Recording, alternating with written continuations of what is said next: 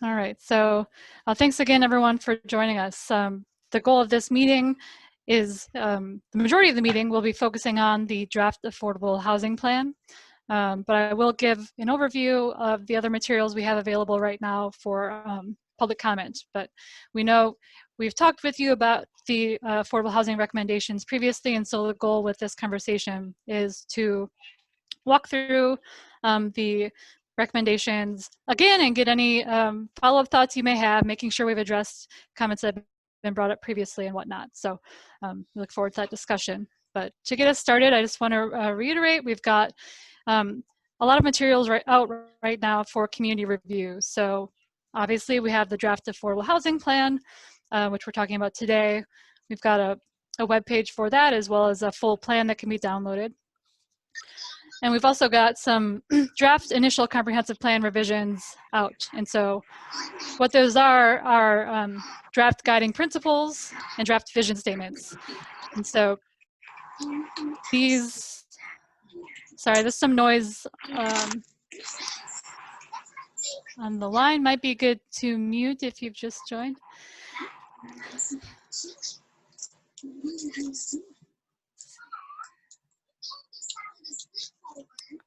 All right, well, I'll just keep. I'm looking on my end, Jenny. Okay.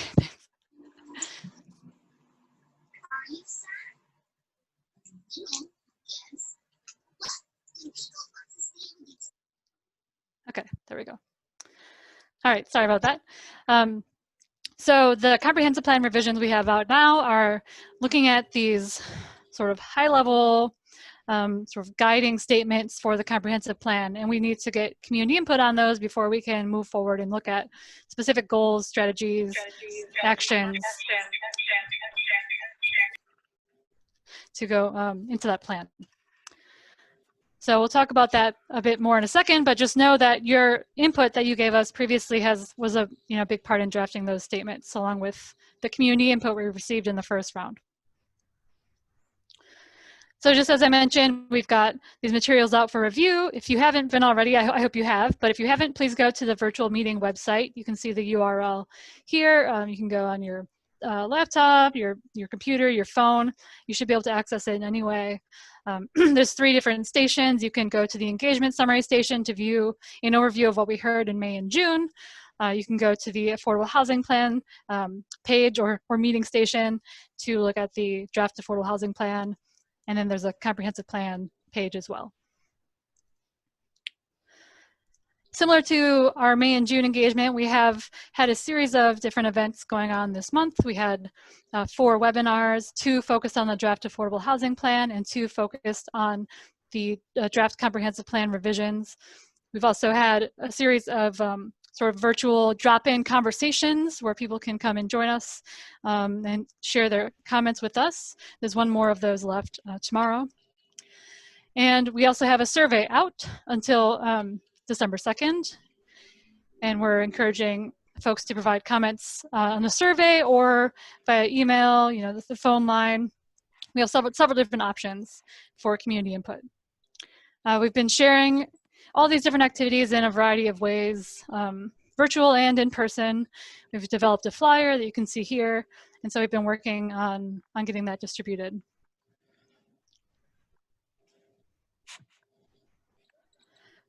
Let's see, I guess I'll pause for just 1 second here. Are there any questions from the steering committee about anything that we've had going on, any of this sort of community input period before we move on to the affordable housing plan? I'm interested in hearing what kind of response you're getting at this point. I think a lot of people seem very stretched thin these days, so just curious if people are taking the opportunity to make comments. Yeah, that's a good question. It is, I think that's a good way to put it. People are stretched thin these days. In the first round, for taking the survey, for example, we got 1,100 responses to that. We've seen about 100 responses so far to the survey at this point, but it's a very different type of survey. So the first survey was getting some sort of overall thoughts about the community, the future of the community. And at this point, we're asking people to review some materials and then provide their input. So we've gotten, as I mentioned, some survey responses, but we've also been getting a lot of email responses, having people attend webinars and asking questions, a lot more discussion going on in that way.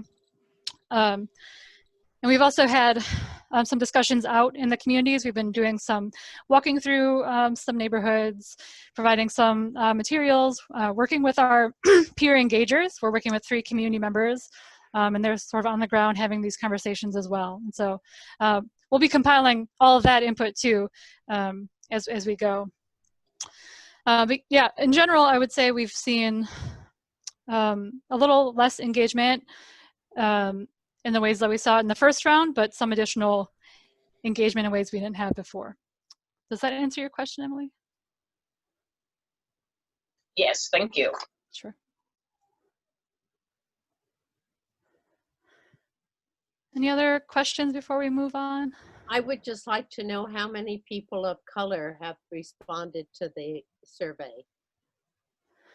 I don't have it broken down by demographics right now, but I'm happy to look that up and share that. Well, I mean, we'll have in the full the summary at the end when we put out the the survey summary. We'll certainly break that down by demographics, but I don't have sort of interim results at this point.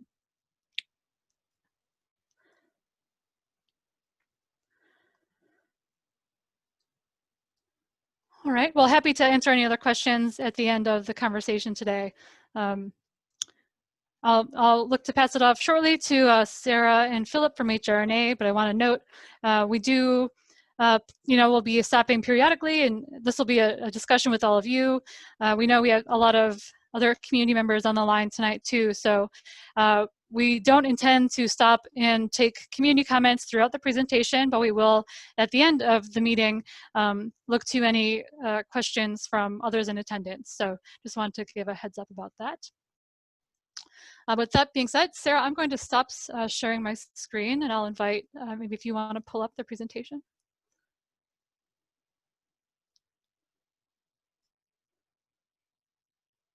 Everybody see that? Yep, looks good. All right, thank you for the handoff.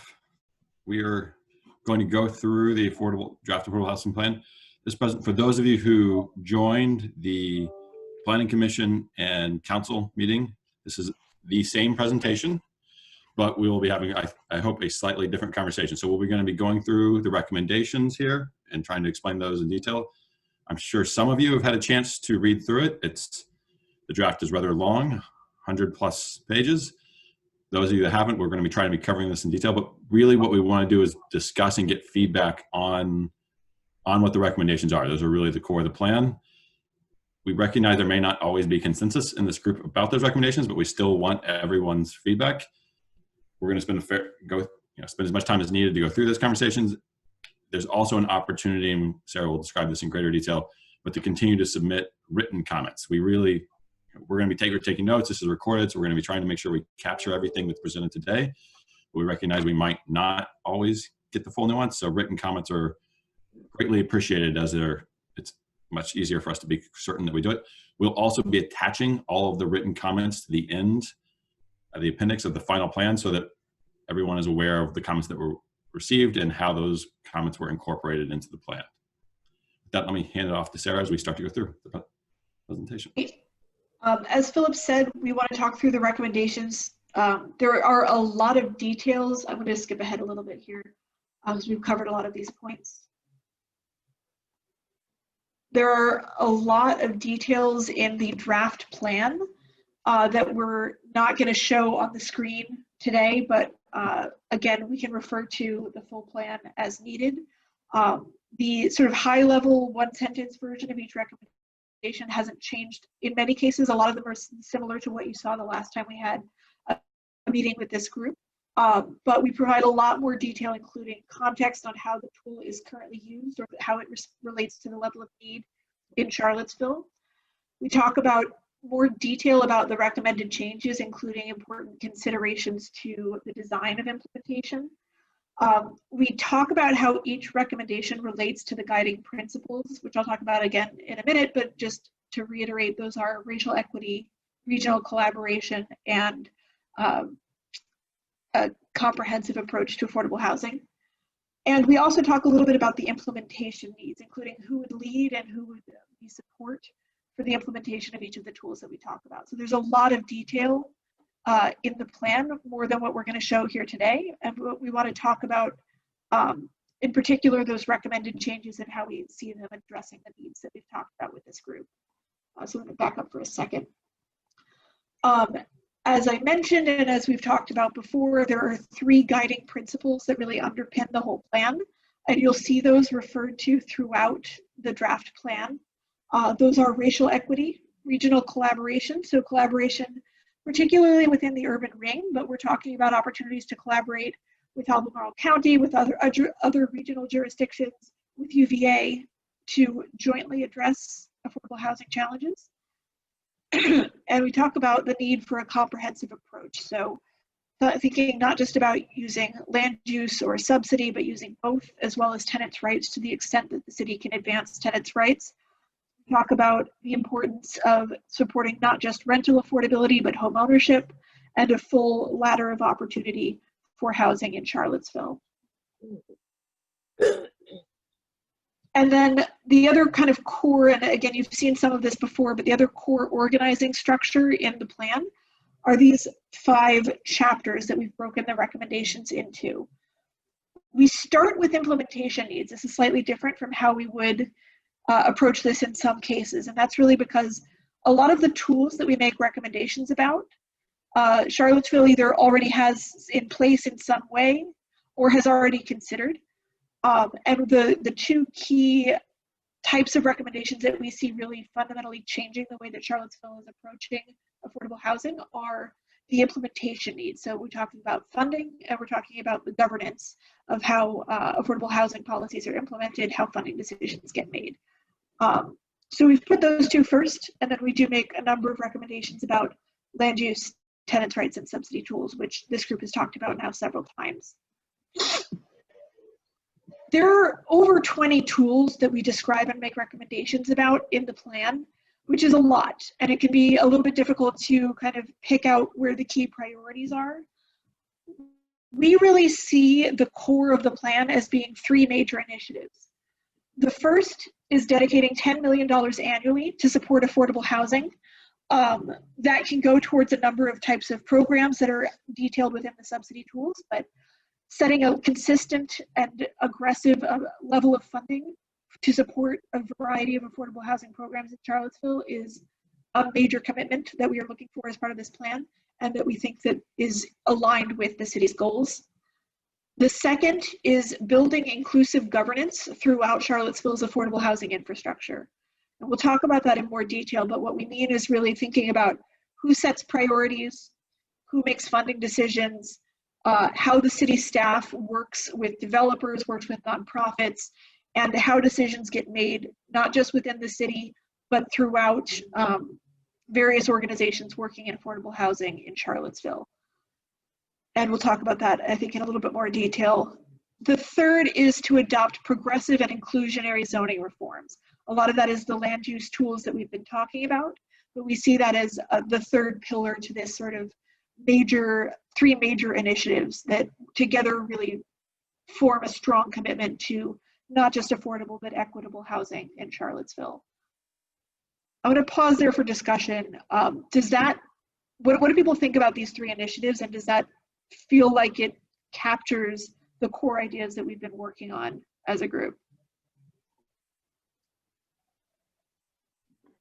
Does the 10 million include money given to the Charlottesville Redevelopment and Housing Authority?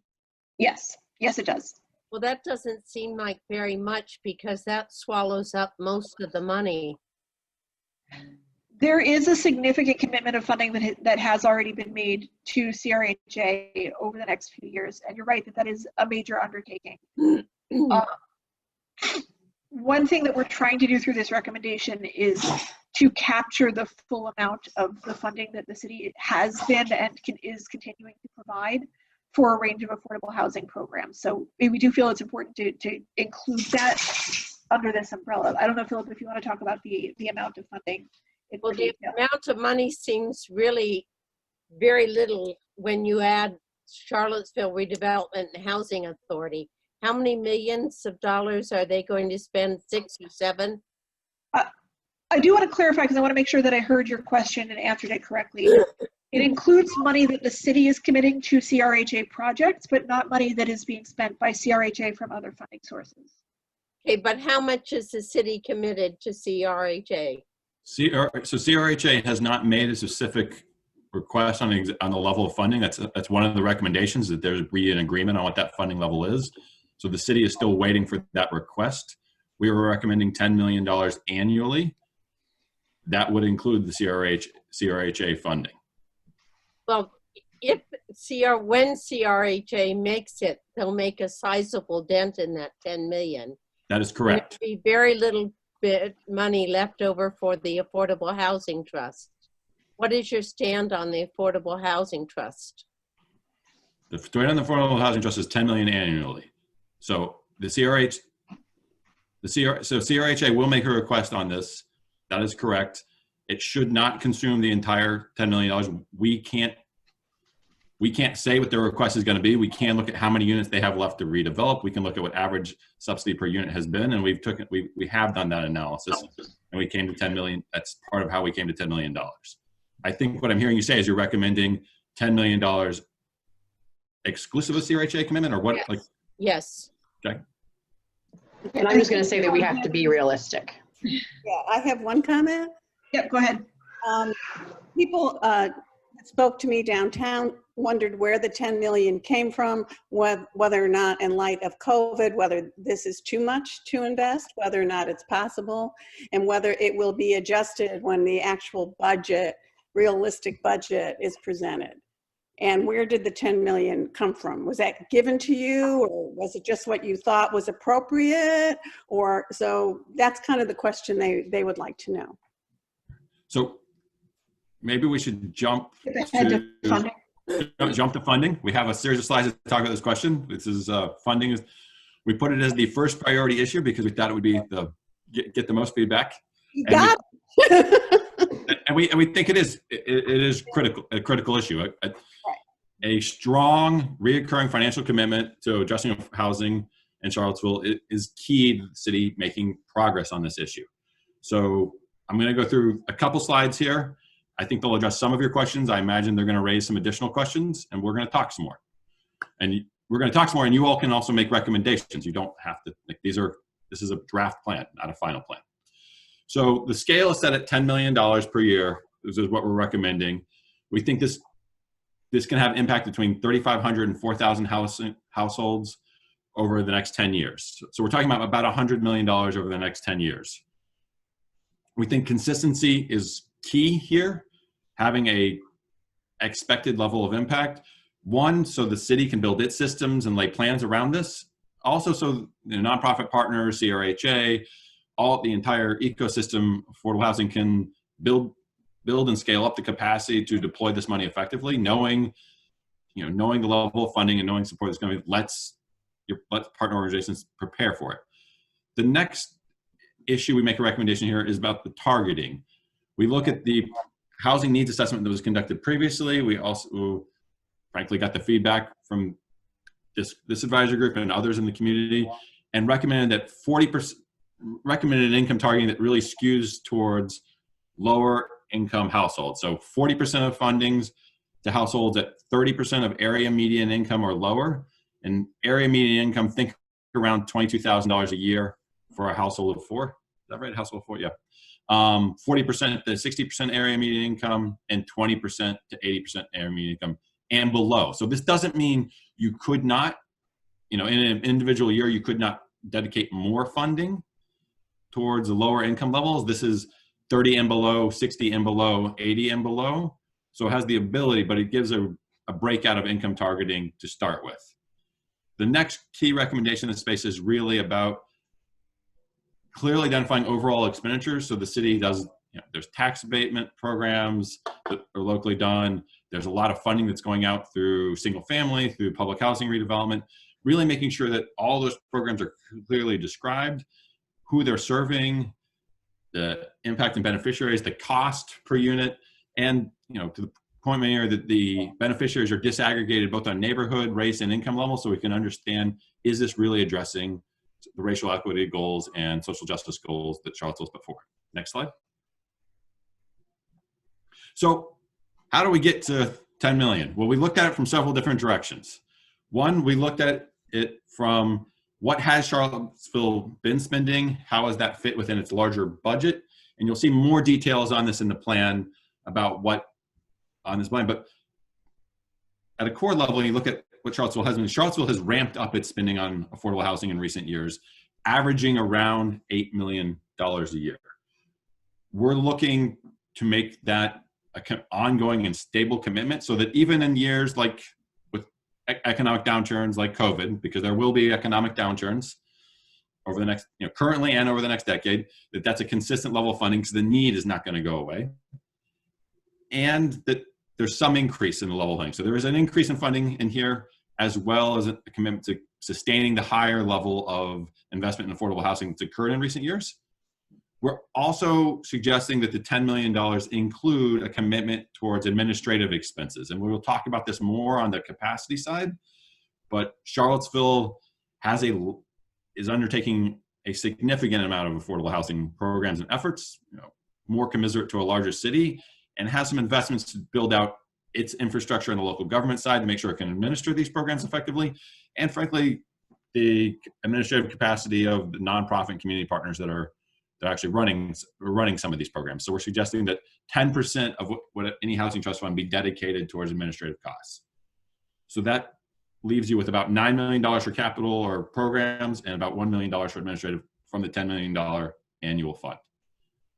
These numbers came from looking at historic levels of spending that Charlottesville has been doing in recent years, as well as looking at the level of impact and scale that can be achieved with that. Next slide.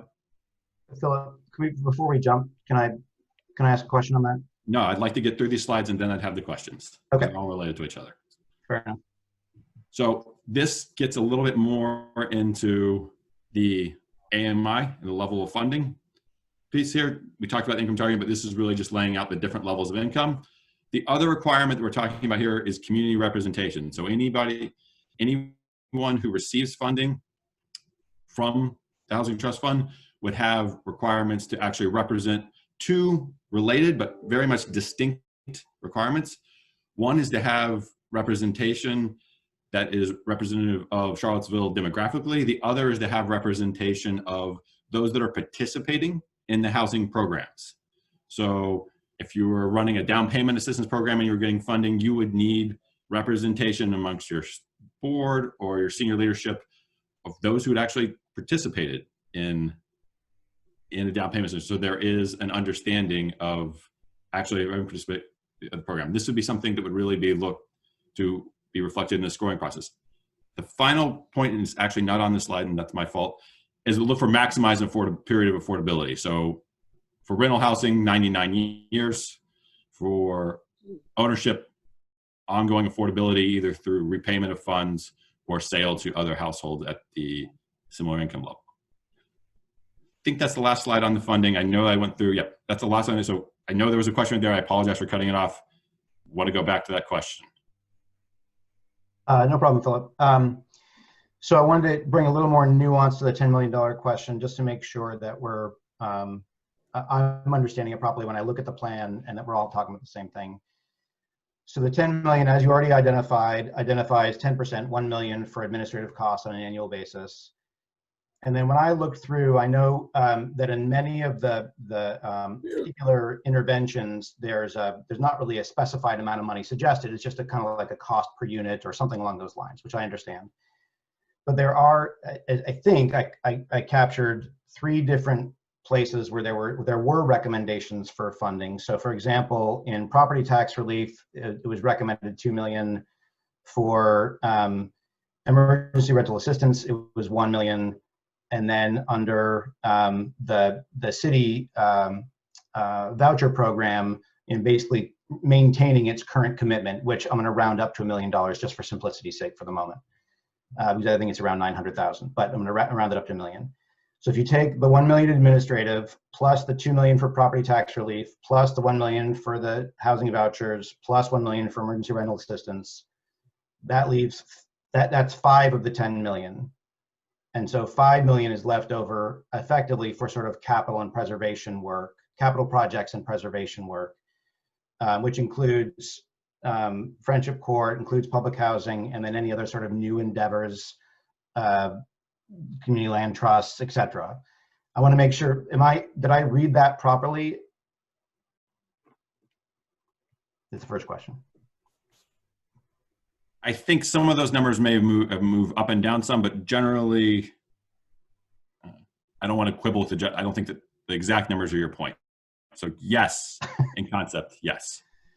And so I think the follow-up to that is just wanting to be really, really thoughtful. And I know that this is the balance between being sufficiently capitalizing us to be as aspirational as we want to be, while also being realistic about what the funding limits are, is the critical, that's a very fine line to walk. But I wanted to make sure that, I guess, as this body is considering whatever recommendations and feedback, that we have that sort of transparency into kind of how the numbers potentially stack up as we think about that balance point. So I'm not going to advocate for something specifically at the moment. I just want to bring that transparency to the table. Yeah, and I want to acknowledge, like, that is two things I think are important to call out there. One is the right level of funding is one of the central questions, and we've looked at it from a number of different ways, from production, from looking at peer communities to, and this is laid out in more detail than plan, to looking at what portion of the overall budget in Charlottesville this represents, to, from a different angles. And there isn't a magic one right number. This is a tough normative policy conversation. So that's the first thing. The second piece is and we'll talk about this more on the governance side, we've tried to set it up so that there be a committee for the housing trust fund that would make decisions about allocating budgets across these different program lines. So I think we did give some examples in some of these program lines, which, based on what we were seeing and what we thought made sense in the market, but we have tried to set it up so that, one, there is a recommendation on an annual basis from the Housing Trust Fund Advisory Committee. And, ultimately the authority always sits with the council on what they choose to allocate. So just two things I'll draw on there is, one, yes, the right level of funding is really hard. And two, you're not hard coded into a split between what's going to capital projects versus what's going up. And we recognize that will and needs to shift up and down. That's part of the reason we put the income targeting piece on here, is that we think that part shouldn't shift, which income levels you're trying, the prioritization to lowest incomes shouldn't shift. Now you might shift which program lines you do.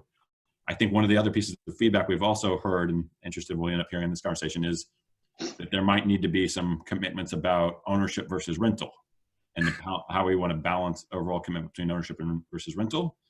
But yep, I'll stop there and make sure I give room for others to speak. Hopefully that was helpful and not more confusing. Looks like we have a hand raised from Tim. Yeah, I just wanted to sort of voice support for the overall, major initiative of funding and scale and the commitment and the consistency and everything. I just wanted to touch on one of the actual recommendations that was brought up by Sunshine in terms of the property tax relief. I know that the executive summary talks about the importance of continuing to provide that property tax relief. And then later on in the draft plan, it talks about, maintaining that program. But I just want to chime in to encourage a closer look at actually expanding the property tax relief program. When I speak to some of my neighbors in 10th and Page, I hear about the annual, year after year tax increases and how that's really a direct problem to their to their budgets and their kind of well-being in terms of not knowing what the future might hold. So it seems like it's an existing program, and it might be an easy way to expand that, and to make sure that there's, awareness, like the plan also talks about. But just wanted to voice my support for actually increasing and expanding the property tax relief program. Thanks.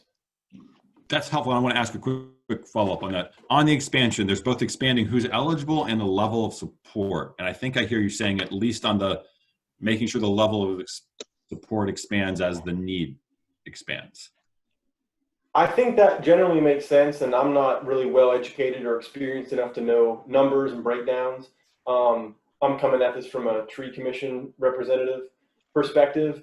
So I also have comments about, you know, environmental sustainability being a really important part of a housing plan, not just kind of as an abstract preference, but really for mental health and physical health and lower utility rates and lots of other reasons.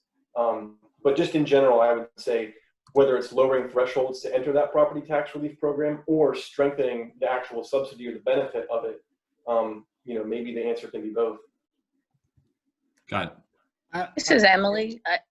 I would just like to chime in and echo that, excuse me, that sounds really helpful to the Charlottesville Low Income Housing Coalition as well, that they have discussed it, and would echo those comments related to the rent relief program as well, that the depth of subsidy in particular is an area that needs to be expanded. Yeah, and I'd echo Emily's echo.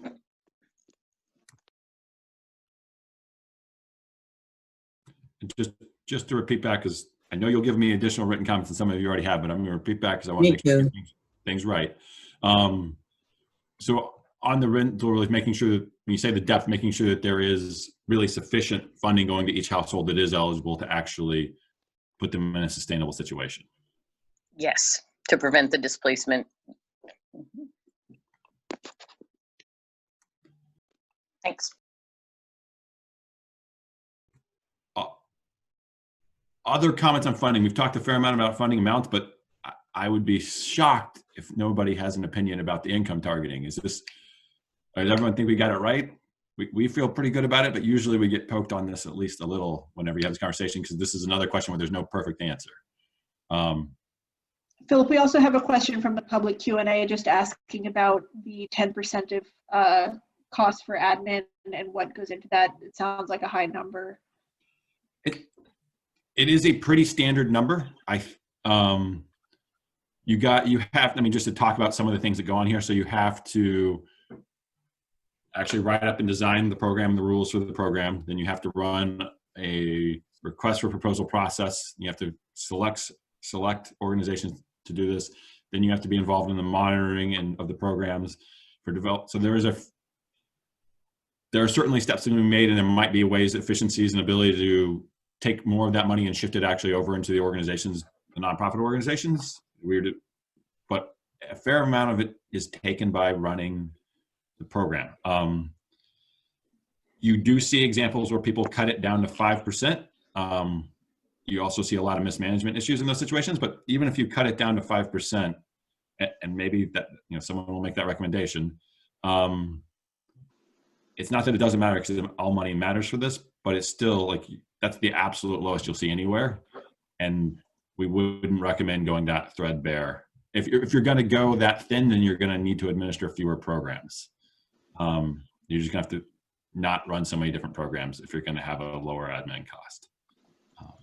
But that is admin costs are often more like 15 to 20% for lots of organizations that run programs. So 10% seems reasonable to me. I also believe that there has been a shortchanging of that in the past with programs like the Housing Authority's Rental Assistance Voucher Program, CSRAP, was, as I understand it, not given any administrative funds, and that is just a recipe for stressing an agency to the point where services aren't able to be provided as well as they could otherwise.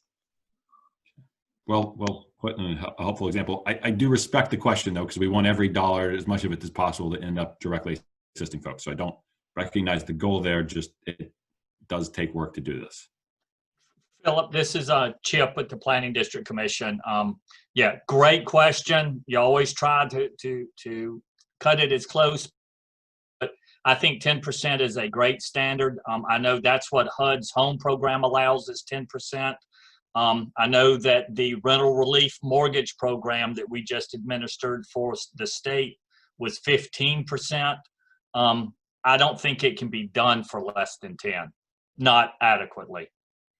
I want to Can I, sorry, this is Sunshine, just add two quick things. One is to say that, and I think, you know, we've struggled as a city, at least in the period of time that I've been here for the last 3 years, with insufficient capacity to administer the programs currently in place. And so we have not made as much progress collectively as we would have otherwise if it were funded adequately. But the second point I'll make is that, as Lisa just made this comment too, which is fundamentally just like any other city department, I don't believe the city funding for staff should become carved out of the Housing Trust Fund. It should be allocated within the city budget in a standard way. And it would my strong opinion, and CHAHF members, which is the Charlottesville Admiral Affordable Housing Coalition, advocated that the 1 million get put back into the $10 million pot. So it's still $10 million, but the costs for administration get adequately covered within the city budget. And we certainly hear that recommendation, and we'll look to. Before we move on, because this is just one of the 5 areas, are there any other? So you can still give us comments in writing. I know this is like, I'm sure that you will spend your Thanksgiving also thinking about these, and it'll be percolating through your mind. So if other comments come up. Yeah, I'm sure you've done the homework and these numbers are right, but can you tell me where, you said there were comparables, cities that you looked at that were right in line with this number. Could you tell me the comparables? Well, I'll give that a 2-part answer. I said we looked at comparables. I did not say that we saw a bunch of other cities that were right in line. Sorry, I didn't mean. No. I think you're putting your finger right on the right question. So I think it's a great comment. But you're not. I don't feel any gotcha there at all. DC is actually in alignment in terms of dollar per citizen. We're just much bigger. But this would put Charlottesville in the top tier. There are cities who are doing it this range, but this puts Charlottesville in the top tier in the country if you look at this on a per capita basis. There's no 2 ways about that. You will have made housing and housing equity a top public priority compared to other cities. I think another way and I think that's a very valid point and question raised here. Another way to look at this, we also lay out in the plan, is looking at it compared to other public policy priorities the city is putting into. So parking, and this would still be well less than anything in those areas. Half or less than half in terms of the level of funding. And I think that's also a valid way to look at it. It's also valid to look at what is it going to take to meet the need. So yes, you're correct that, at least I think your point was, Charlottesville's in the top of the league. That is, yes, ma'am, that is correct. But the one quick counterpoint is that there's no city in the country or jurisdiction in the country which has this solved. And because it's too complex and too thorny a problem in its entirety. So yes, we would be top tier, but no one has it solved. Yes. I think that is, yeah, I will also acknowledge that point. Should we move on to governance, or? I think we should move on to governance. If this wasn't interesting enough, we can talk about governance. Yes. The toughest ones up front. Go ahead. No, go for it. Go for it. One of the key ideas in this plan, again, one of the major initiatives, is to really build racial equity into governance structures in Charlottesville. One of the key things that came through the engagement and the work that we've done on this plan so far is that in order to reflect the needs and priorities of Charlottesville's community, the city's governance structures really need to represent a diversity of perspectives.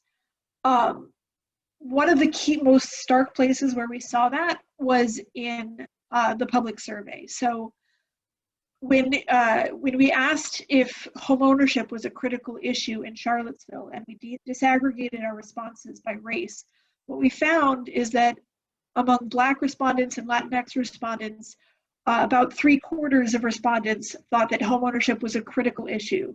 Whereas when we looked at white and Asian American respondents, only 50% agreed that it was a critical issue. So our key takeaway there is that it matters who you're talking to. It matters who has input in the decision-making processes, you're going to get different answers about what the priorities are. And for that reason, it's absolutely crucial that the bodies that are advising the city on its priorities, advising the city on budget, and actually spending city funds to provide affordable housing programs must reflect the diversity of the community in Charlottesville and must have opportunities for recipients of public funds to weigh in on how those funds are spent. In order to do that, we've made a number of recommendations. Across all of those recommendations, what we're recommending is that the city develop an onboarding process that provides training to new members of public and nonprofit boards and commissions, not just public commissions, but also nonprofit boards, to make sure that there is a shared level of expertise and understanding on affordable housing issues and the ways the programs work. We also talk about providing funding from the CAHF administrative budget, so that's another use of that $1 million, in order to support training programs and other programs that build community members' capacity to serve on those boards. And we talk about monitoring the success of these programs in order to make changes as needed to meet the goals for diverse participation. So there's 4 key recommendations that live within the governance chapter. The first 2 relate to the city's public commissions and boards, 2 committees that we're talking about, the Housing Advisory Committee, which exists, and we're making some changes to their role and makeup. And a new committee, the Charlottesville Affordable Housing Fund Committee. The key difference between these is that the Housing Advisory Committee provides policy advisory, whereas the CAHF Committee provides recommendations about the allocation and use of the city's funds. The third recommendation is about making sure that the city staff has adequate capacity to support implementation. And then finally, standardized funding processes in order to award funds competitively. So when we're talking about the recommendation for the HAC, the key changes that we're talking about are refocusing the HAC around providing City Council with recommendations about policy priorities, championing and advancing the implementation of the Affordable Housing Plan, and issuing an annual report on affordable housing in Charlottesville, really serving as the core policy leadership organization to advise City Council and communicate with the public about affordable housing needs and priorities in Charlottesville. We also talk about reducing the membership of the HAC to between 10 and 15 members, including balancing regional representatives, residents or beneficiaries of public affordable housing programs, at-large community members, real estate professionals, and affordable housing providers. In addition, to avoid the appearance of conflicts of interest, we have recommended reassigning the responsibility of making funding recommendations to a new committee, that's the CAHF committee. That's a really core piece of this, separating policy from funding. That's one area where we want to get some feedback. The CAHF, I guess before I move on, are there questions about the HAC before I move on to the CAHF committee? Or comments? Just one thing to acknowledge what people are thinking about comments. Yeah, I do have a comment. Oh, go. Okay. Yeah, so you said, and the makeup of the HAC, can you elaborate a little bit more?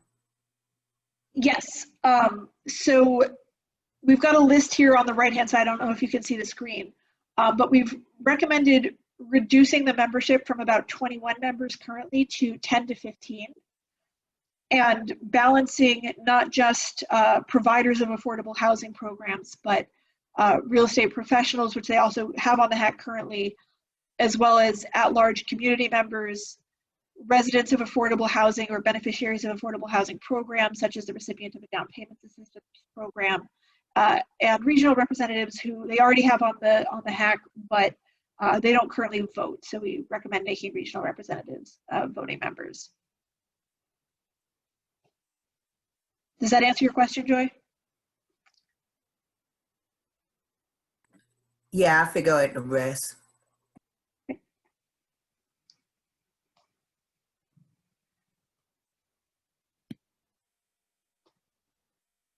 If I could speak, I sit currently as a member of the HAC, and I am in total agreement with this recommendation because a lot of my concern has been a possible conflict of interest, where we have parties that are going to benefit directly from some of our allocation decisions, having influence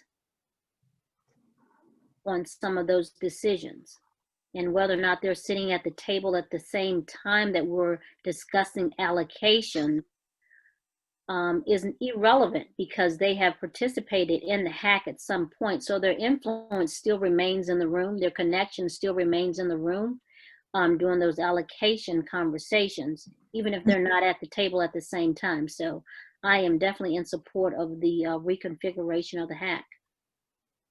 Thank you.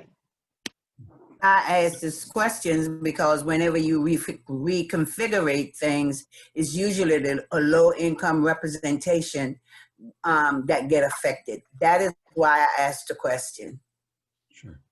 And so two comments here is we definitely want to make sure the representation of the community remains and actually gets stronger. And as Lisa, to your point, you know, we've had a number of conversations with the HAC, you know, there's definitely a perception issue. I think the HAC has made good efforts to try to manage this, but so it's not something the HAC isn't aware of. The HAC is aware of it. Right. And Even now, even the representation around the room, I am probably the only low-income person. Carmelita was the other person from Fifield, but she doesn't attend. I'm probably the only low-income person who sits in that room. That is why I asked the question, because there needs to be a balance where we do have some low-income people there. I think everybody who sits on that HAC committee has a personal interest, including Ms. Lisa. She sells houses, right? Home ownership is her piece. And so I just want to make sure that my constituency is protected. That's why I ask. Absolutely. Can I address that, Philip? Lisa? I do not have an interest because I do not benefit directly from that. And Joy, you directly do not know my experience.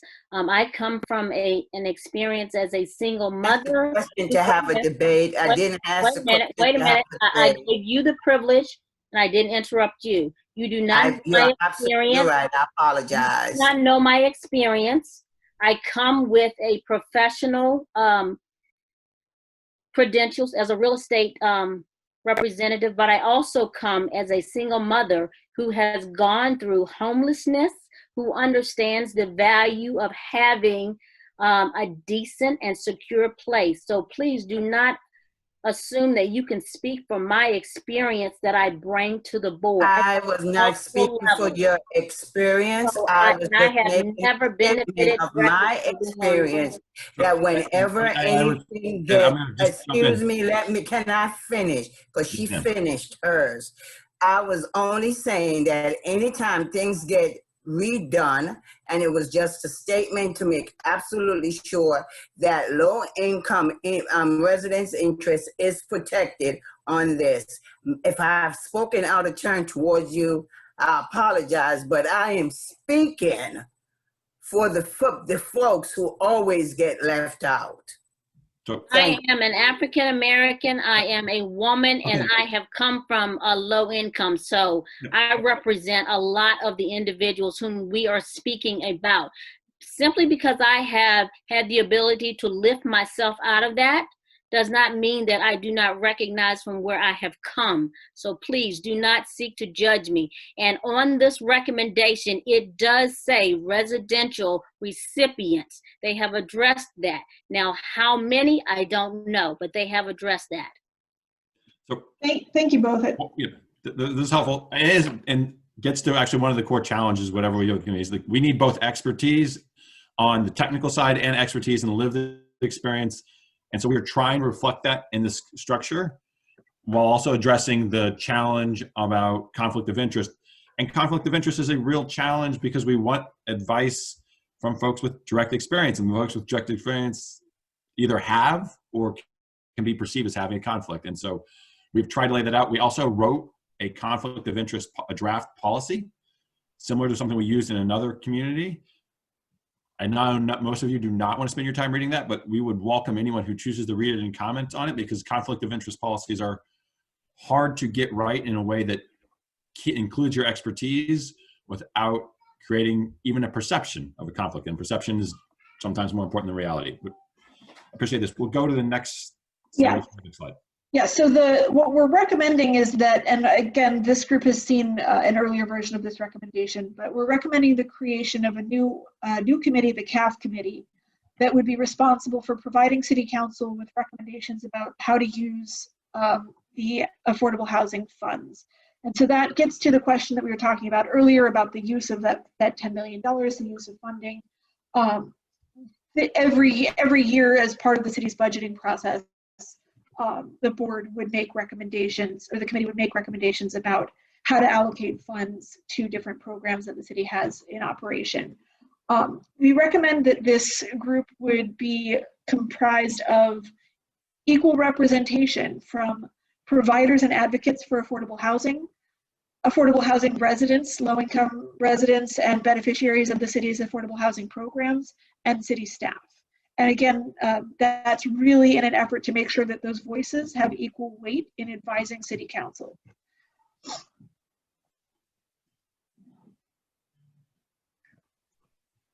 So the CAHF would get the $10 million.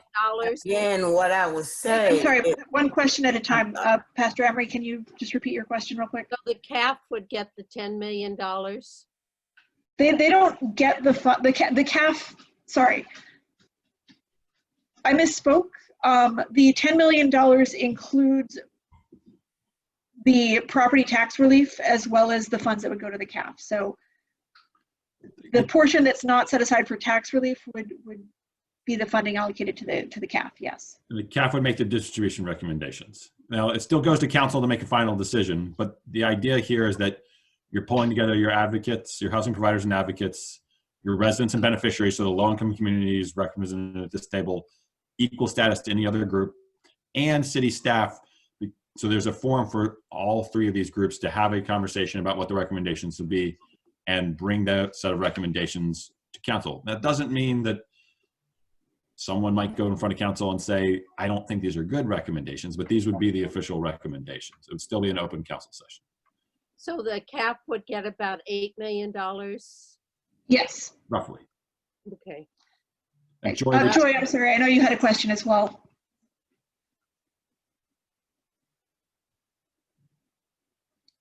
Oh, never mind. Okay. I have a question. So in addition to the, I guess, the council contribution to the CAHF, that's in addition to anything that comes in through like the SUP process or things like that. Basically developers are made to stop if they can't build a certain number of affordable units currently when they're asking for an SUP. And I know that that's capitalized the CAHF in the past. I don't know where that stands now. So yeah, we're not making any recommendations to change that approach either, although we are recommending that the land use changes would result in fewer instances of the SUP because more multifamily development would be by right. Yeah, so yeah, I think there's both the by right and the inclusionary zoning policies would probably shift how often that happens. Sure. Okay. Does that answer your question? Yes. Thank you. It's a good question. I'm going to move on. Sorry, just one quick thing, Sarah. Go ahead. Just to follow up on that just very quickly. But there is still a possibility in the future, depending how it's structured, that per what Brandon was talking about, that an SUP might result in a fee in lieu payment from a developer. That might be the case. And if that's the case in that particular calendar year, the cap would be slightly larger because of that. Is that accurate? Yeah, that's right. I think the other piece to that, it would be if down the line if the city adopts an inclusionary zoning policy, as is recommended, they could also allow an in lieu payment as part of that policy as well. Nice. Okay. We haven't addressed that specifically in this plan, and we could do so, but it sounds on the like funding side, we're more focused on the city's commitment, and on the allocation side on ensuring that there's an equitable governance structure that can make decisions about how available funds are spent.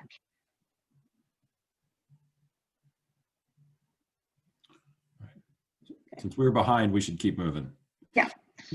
So on the city staff side, the key here is really making sure that there's adequate housing staff to administer the various programs that and the boards that the city is responsible for as part of this plan. So making sure that the housing staff have the resources that they need. We also talk about assigning a staff liaison for affordable housing development, and prioritizing the recruitment of housing staff that reflect the communities served by housing programs. We talk a little bit more in detail in the full plan about ways that the city can make sure that the staff have the adequate capacity and support to implement the plan, but those are really the key pieces there. And I'm going to move on to the next one, and then we can have some joint discussion, because the next one kind of follows along with that. We've just made it its own recommendation because we think it's really important. And this is to establish clear, transparent, and competitive processes for the city to award grants and loans for affordable housing.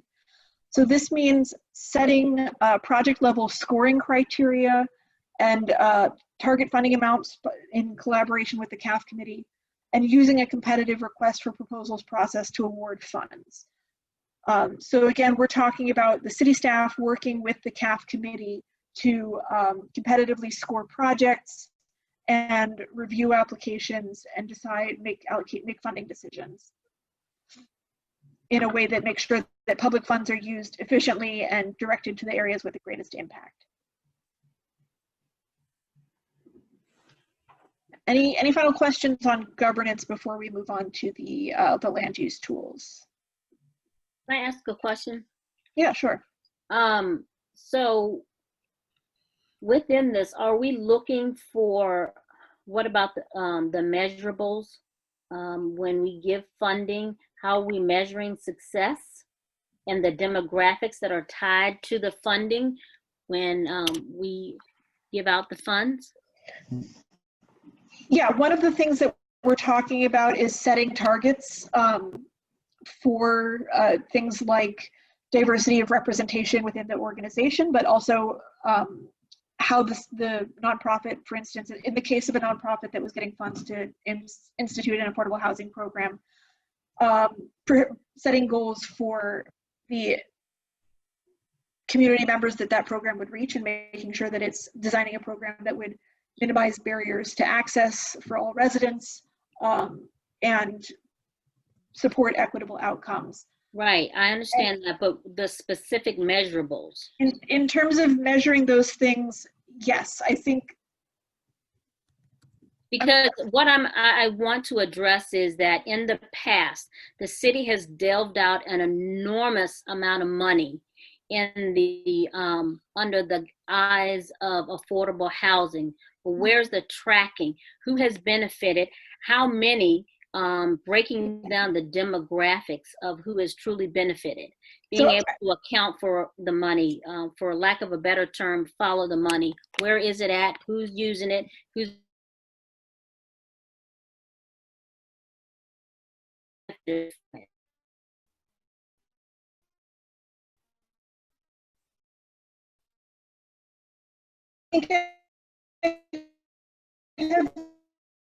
I just working. If your projects that you say you're going to, yes, then we need to go back and revisit whether or not we continue to fund you.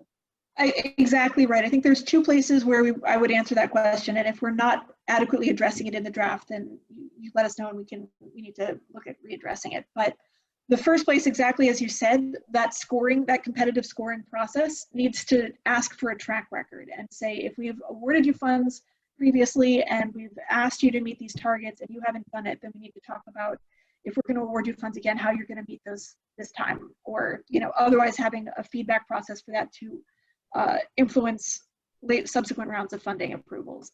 The second place in terms of impacts at the city level would be in an affordable housing report, which we're advocating that the HAC would be responsible for developing to make sure that the city is tracking and reporting on who it's reached through its programming.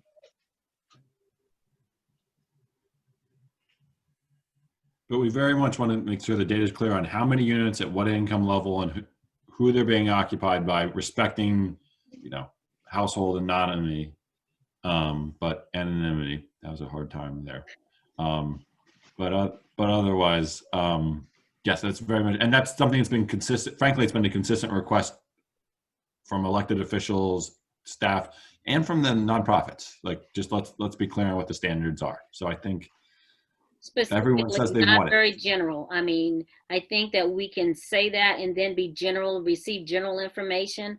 But I mean, to make sure that we can fund entities that are successful and have a proven track record, and if not, invite others to allow to participate in the program for funding. Great. Okay. Let's move on to the housing tools section, which this group has already seen a number of times. So I'm hoping that we can focus on kind of the specifics of the recommendations and make sure that we're still on the right track. So we've talked about land use in the past. I'm not going to go over these points again. This group has seen them a couple of times. We're working on the same 4 tools that we recommended previously: multifamily by right, soft density by right, accessory dwelling units, and inclusionary zoning. But I'm sure some of you have seen in the draft, we've got a lot more detail in the recommendations than what we talked about last time. On the multifamily side, the key actions that we're talking about are really ensuring that multifamily development is feasible by right. That's eliminating that SUP issue that was brought up previously. Increasing the zoning density to allow multifamily development to be supported in more areas, and the specifics of how much density and where will be determined through the comprehensive plan update and zoning code rewrite process. But really making sure that that's done in a way that mitigates displacement pressures in low-income neighborhoods, and really limits and focuses the control that the city has over what gets built in order to streamline development process and make more development feasible. In addition, one of the key ideas in this section is about working with Albemarle County to make parallel zoning changes that can enhance the provision of multifamily housing within the urban ring, recognizing that Charlottesville itself cannot push the market enough, cannot develop enough additional multifamily housing to really make an impact, and that in order to have the most impact and make sure that there's affordable rental housing available with access to transit, we need to be thinking beyond just the city's boundaries. On the single family or soft density side, we've talked about this again before. The keys are really increasing the availability of housing in single family neighborhood. Again, doing it in a way that mitigates displacement for low-income neighborhoods, but still allows existing homeowners the opportunity to build wealth. And making sure that those changes happen not just in the zoning code, but in the subdivision ordinance. Any questions or comments on those 2 before I move on? So I had a quick question. Well, maybe not quick. Hopefully quick. As far as the soft density goes, I didn't get a chance to look through the entire thing. What sort of specific, is that like allowing quads and things like that, or putting caps on new single family? Because as far as displacement goes, I know, I can't remember if it's Seattle or Portland or Vancouver, one of those Pacific Northwesty places, put a new cap on the top end size of single family zoning as well, as far as single family home sizes, sorry, to prevent tear downs for like tearing down an old house, like an old bungalow or something, and putting up some sort of 5,000 square foot monstrosity. I didn't know if I guess that's a lot of things going on with that question, so sorry. Again, a lot of the specifics would live in the zoning code rewrite. We've mostly focused on allowing duplexes to quads in more single family neighborhoods in Charlottesville. But I think, just going, it's like, this is a conversation that has a lot more depth and nuance to it, and that will happen as part of the zoning rewrite.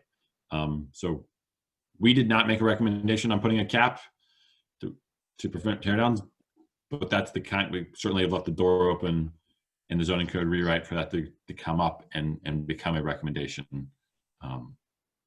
as we go through. How would you all recommend assuring that that new housing is delivered at a sufficient quality? Number one, so it is a great place to live no matter what your income, but also that it stands the test of time. And those two issues are often kind of related. Sure. So for these units, this soft density, they aren't necessarily affordable. I want to be really clear on that. These would be market rate, so they would have the same normal process. You'd have building code inspection, you'd have inspection from your lender, whoever's ended up lending on the property, and you'd have, frankly, households' willingness to accept the quality of the property. We're not recommending any additional process on that. We think generally the market does a pretty good job on new construction. For affordable subsidized units, there's additional levels of inspection and requirement and building standard. Does that answer your question? Yes, thank you. Great. I'm going to move forward because I know we still have a lot to get through. We talk about ADUs. This hasn't changed a lot since the last time we talked. Mostly it's about increasing the number of lots on which ADUs can feasibly be built by reducing things like parking requirements and dedicating funding to provide affordable financing for the construction of ADUs in exchange for making those units affordable to low-income renters. And the final land use one is about creating an inclusionary zoning policy, which we've talked about a little bit before. Really the key here is that the multifamily development zoning changes are a necessary precondition to inclusionary zoning. You need a strong development market before you can place affordability requirements on developers.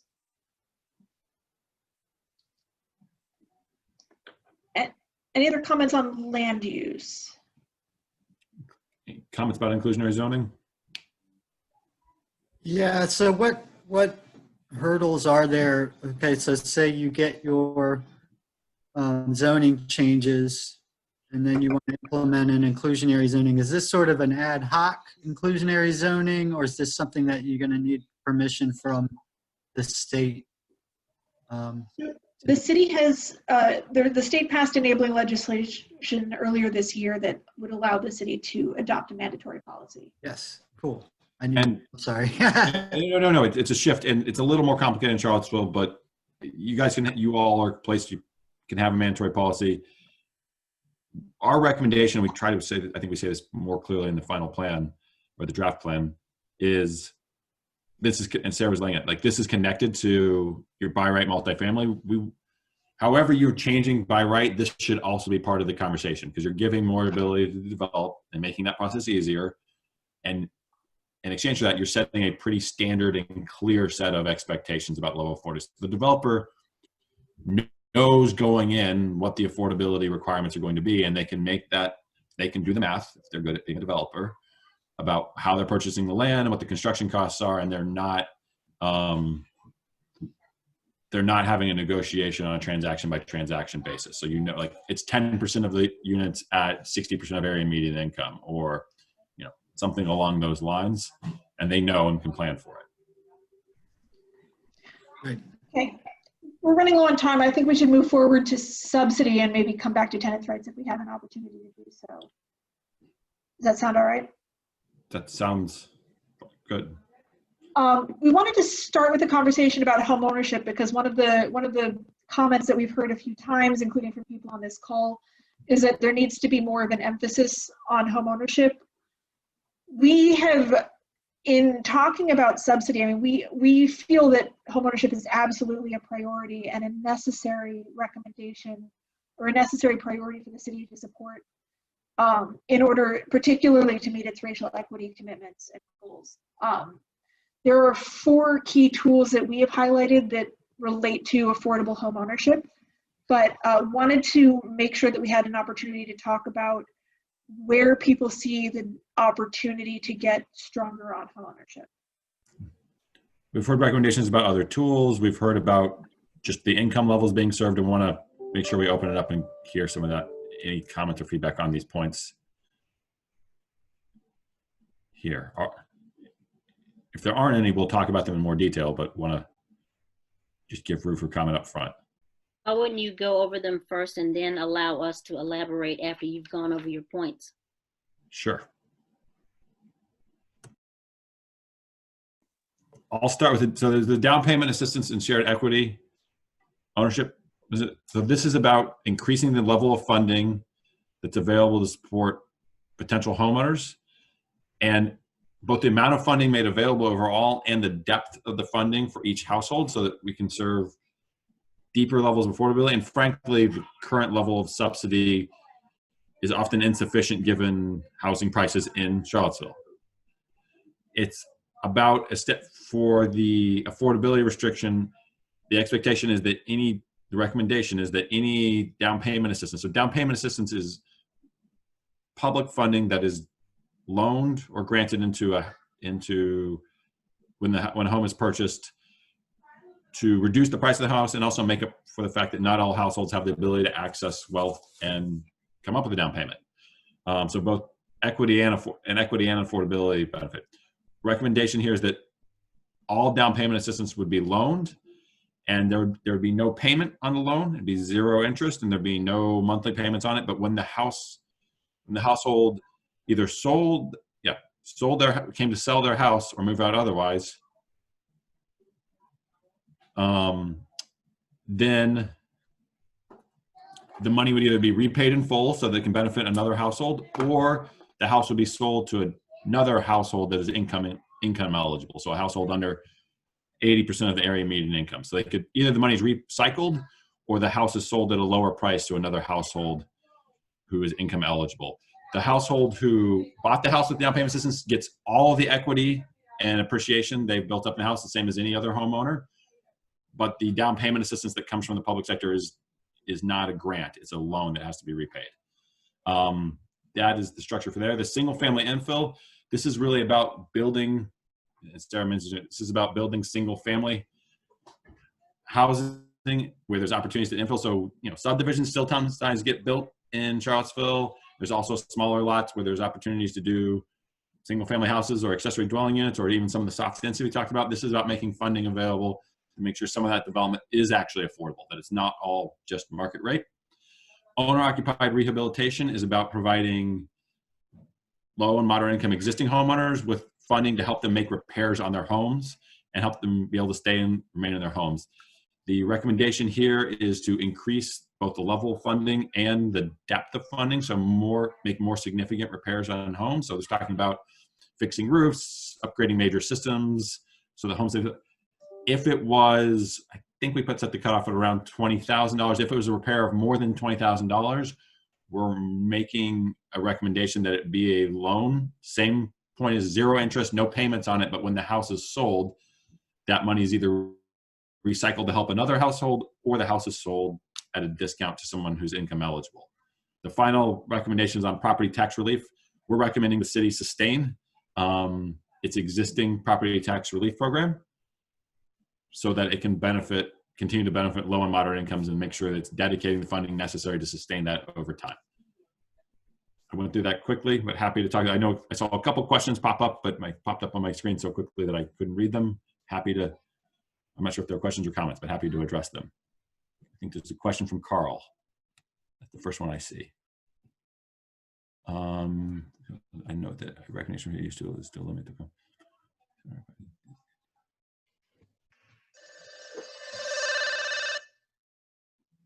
I think, Carl, to your question, so just as everyone's seeing this, I think, Carl, you're asking essentially, does the owner have to live at the property?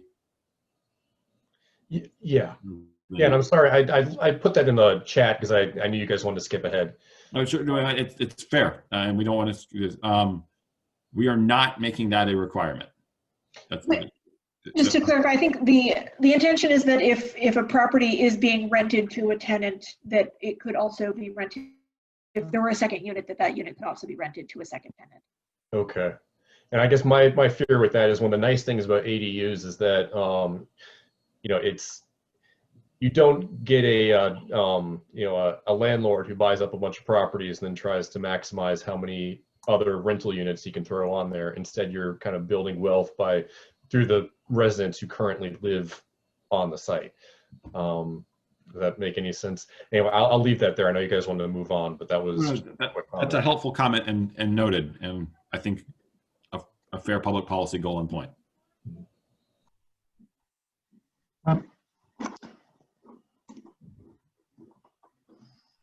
Say something, unless somebody else was about to say something. In terms of down payment assistance, why are we not looking at this in a layering of funds, a layering effect, and including subsidies in turn, and also including, why are we not partnering with employers to offer down payment assistance? A lot of times the main reason for families' inability to afford a home is based on their ability to have closing costs and down payment assistance. Why are we not working with some of the largest employers in the city to help with some of those resources? So we certainly, in the recommendation, includes this suggestion, recommend layering. We did not call out employers, but I think if the largest employer in Charlottesville, that would be UVA, is going to partner on this, I think that would be great, and we're happy to make that point more specifically, that partnering with employers. I can say that a lot of, I can say specifically, there are some nonprofits, there are some social service entities that work with a lot of the employees that work with one of the largest employers, and you called out UVA, and they have a responsibility to this community, and they benefit greatly from this community, and they should be a part of this conversation, and they should be a part of the conversation in helping to assist with down payment assistance for their employees. That builds loyalty, that builds security. There's an enormous amount of benefit to home ownership and tapping into our partners within the community. We know that the city can't do it all. We know that. So let's tap into partners and layer or redirect some of the subsidies. I don't see any true creativity or innovation in these four tools. These are tools that have already been around. So where is the innovation in it? How are we breaking the cycle of systematic racist policies that prevent families from building wealth and decreasing that wealth gap? I don't see it in this home ownership affordability plan right here.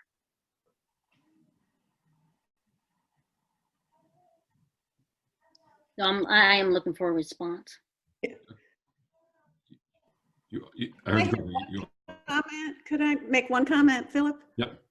Why? I mean, I know our best partner in this community might be considered UVA, and I agree with Lisa's comments. And they made a commitment in March to build 1,500 affordable homes. They've made commitments to help fund programs, and it's a big player in this community, in the Charlottesville community. They have a lot of land in Charlottesville. And yet they've been left out of the affordable homes plan, but they've jumped in on their own. Well, so I push back. They have not been left out. We've reached out to them multiple times and we've included them on our committee. We haven't got any feedback on what the 1,500 units will actually be or any responses on specific recommendations yet. So we've reached out a lot. We have not left anyone out. Thank you. I didn't, but if they feel like they're not written into this plan, and is there, are you thinking of this before it's submitted?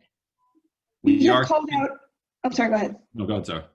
We've called out several places where we see particular opportunities to partner with the university. I think Lisa brings up an excellent point, and that down payment assistance should be one of those places.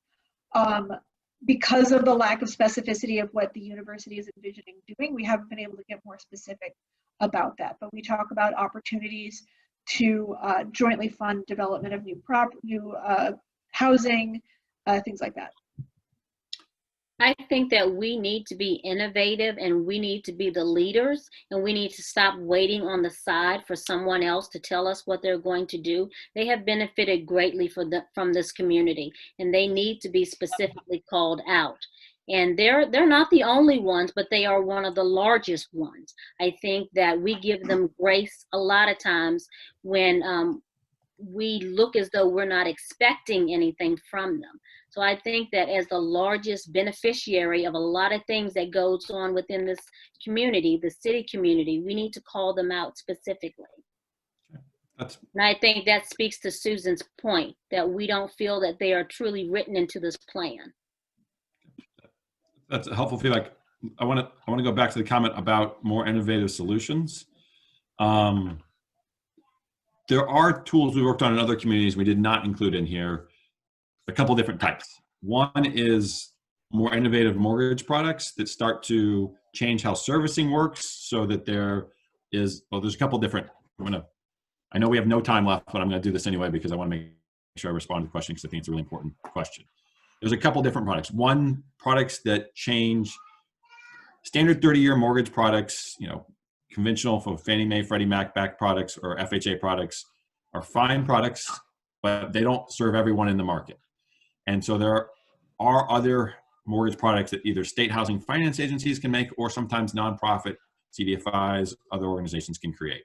We did not talk about that. And we can certainly come back and have more discussion there or put in a recommendation along those lines. There's there's different ways you can approach it, and some of them are more complicated. I got a couple different things. That's one area. Another area is just changing how you do the servicing and how you actually prepare households. So there's approaches, there's lots of analysis about down payment assistance and how down payments work and whether that really actually helps households. There's approaches that really take down payment assistance and split a portion of it off and put into an individual development assistance account or an IDA account. And there's development asset, different acronym can mean different things, but a savings account essentially for those households, because savings actually can put a household in a better place to be able to sustain home ownership than additional down payment. So we could look at that and additional counseling and servicing on the other side. So if the household is in trouble, there's housing counselors already identified to reach out to them as soon as they miss a payment and help them sustain. So those are changes that aren't really about the mortgage product, but they're changing how we support the family and make sure the homeownership is sustainable. And the third category we could look at really is pulling in alternative funding sources. So you talked about employer funds. We don't call that out, and we should. There's also, I think you've called out or someone's called out, public, how you can work with housing vouchers. And HUD, yes. It's not going to get us a lot of people, but it certainly will get us some people, and it matters. And then there's also, frankly, things you can do with bond financing where you can stretch this and actually you have to change what the down payment assistance is, though, because there is some payment on it at that point. It's a smaller payment.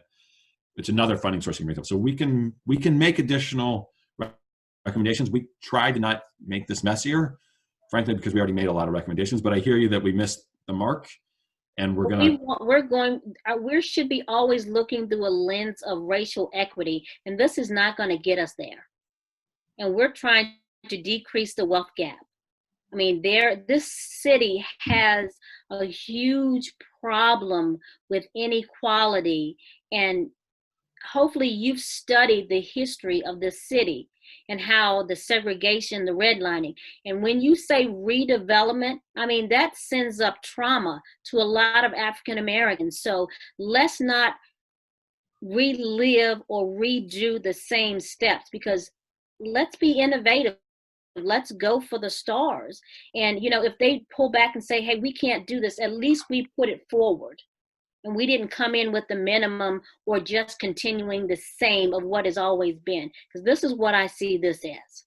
You asked for my opinion, I'm going to give you my honest opinion. I'm trying to change lives and to make a truly substantial difference in the lives of a lot of the people who have been disenfranchised. And a lot of them are African Americans and people of color. And it's not because I'm going to benefit somehow by home ownership. This is what I see as the right thing to do. And what we have dedicated ourselves to do as part of our mission in this whole plan. And we appreciate the feedback. This is helpful input. No offense is taken at all. I just want to know, I know we're at 5:30. I don't have a problem continuing the conversation right now to get through the rest of this. I know some people need to hop off at 5:30. We did try to cut it down from our usual 2 hour to 90 minutes. And, you know, I'm glad we're having a lot of discussion. So I will follow up by email with you all if you need to hop off and let you know some options for following up with us afterward too. But with that, if you guys want to continue, go ahead. Well, if there's no more comments on homeownership, I'm going to move to, we still have 2 other areas of recommendation in here. So on the gap finance,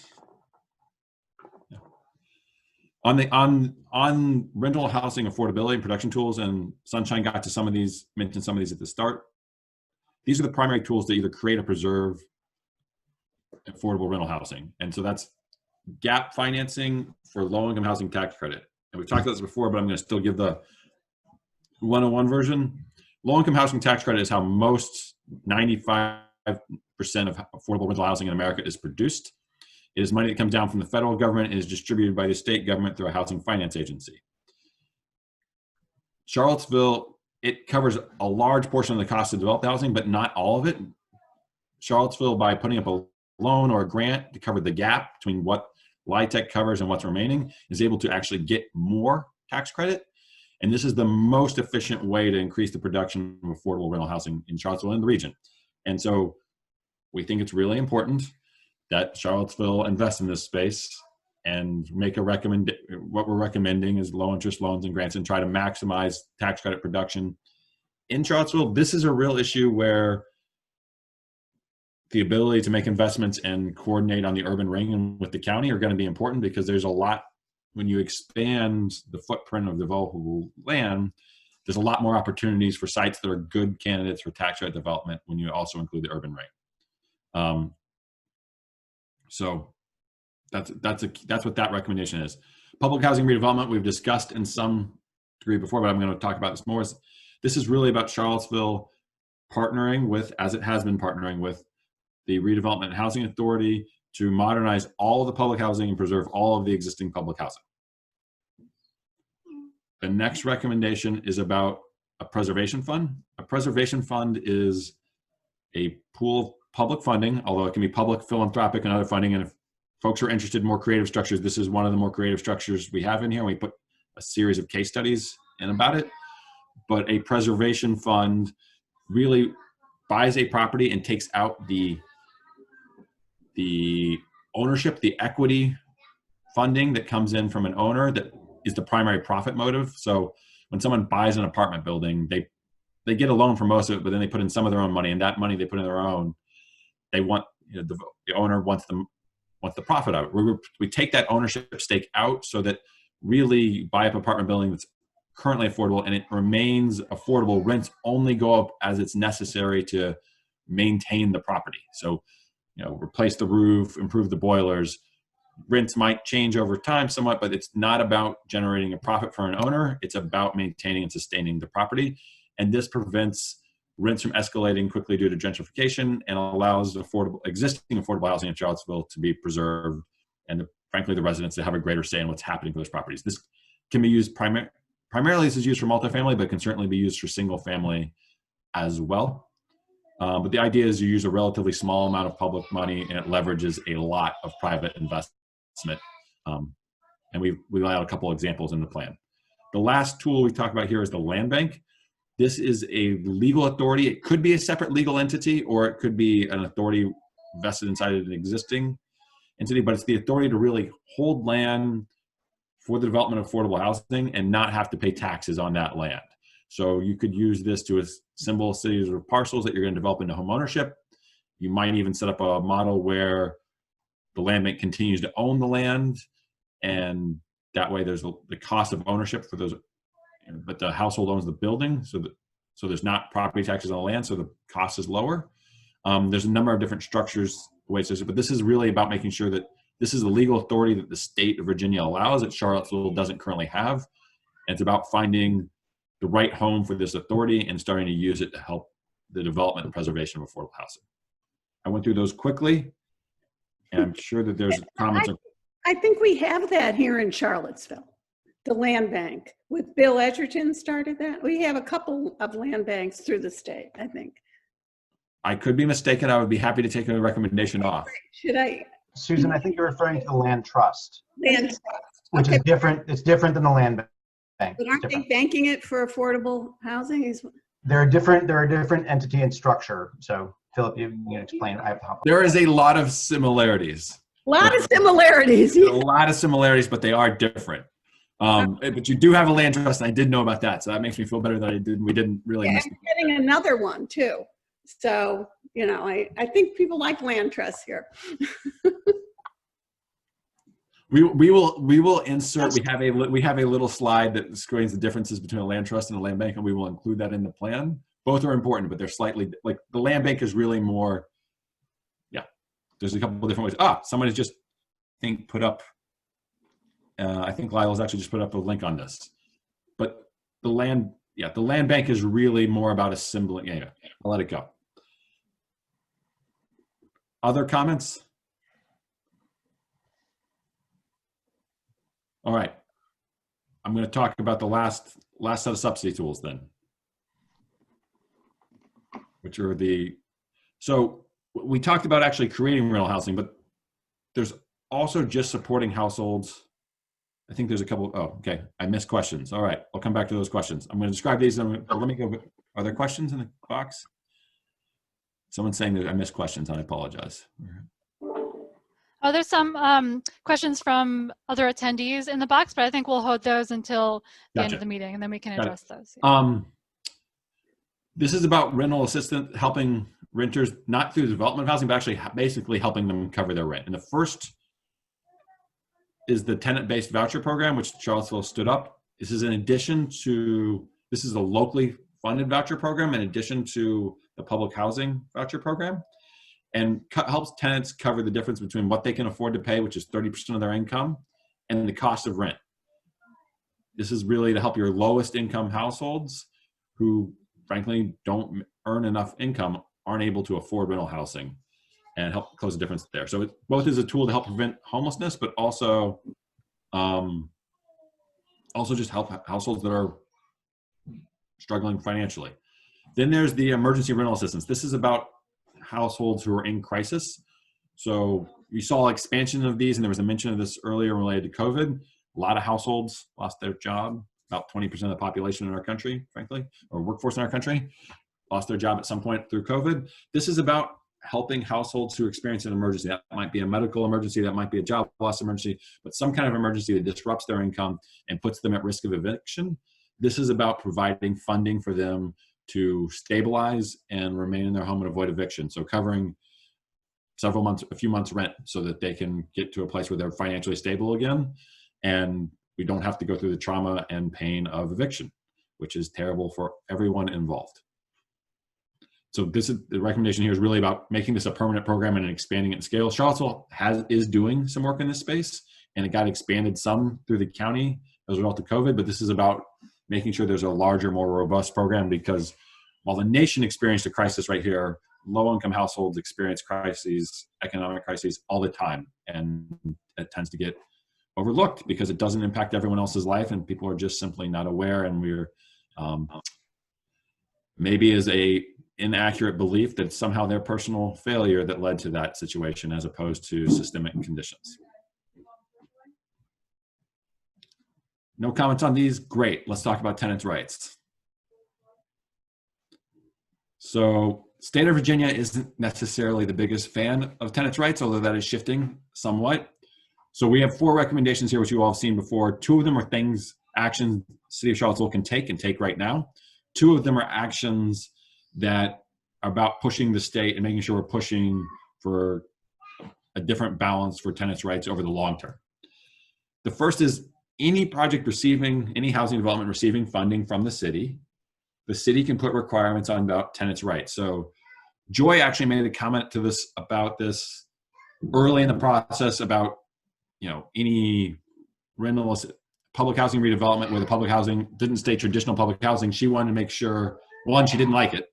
She wanted to make sure and two, she wanted to make sure the tenants had the same right to form councils and the same right to have representation and the same right to push back on property managers and owners.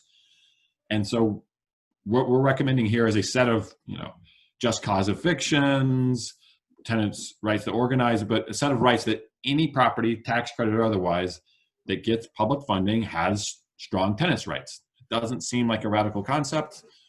Certainly, we work a lot with tax right developers, and they don't always like it because this can increase costs, but we think it's generally a helpful goal and in alignment with, frankly, addressing structural inequities between tenants and landlords, which, if you look at Virginia's history, tend to fall along racial lines and have ties to racial injustice.